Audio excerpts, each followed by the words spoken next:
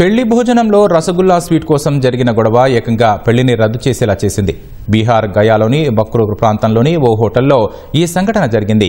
భోజనాల్లో రసగుల్లాలు అయిపోవడంతో ఆగ్రహించిన వధువు తరపు బంధువులు వరుడి తరపు బంధువులతో కొట్లాటకు దిగారు. కుర్చీలు, ప్లేట్లతో పరస్పరం దాడులు చేసుకున్నారు. ఈ దాడిలో పలువురు గాయపడ్డారు. ఈ ఘటనపై ఇరు వర్గాలు ఒకరిపై ఒకరు పోలీసులకు ఫిర్యాదు చేసుకున్నారు. అయితే పెళ్లికొడుకు వాళ్లు అదనపు కట్నం డిమాండ్ చేయడమే గొడవకు కారణమని వధువు తండ్రి ఆరోపించారు. తమ బంధువులను వీధుల్లో వెంటాడి మరీ కొట్టారని వెల్లడించారు. ఈ ఆరోపణలను వరుడు కుటుంబం ఖండించింది. రసగుల్లాల కోసం వధువు తరపు బంధువులు గొడవకు దిగారని ఆరోపించారు.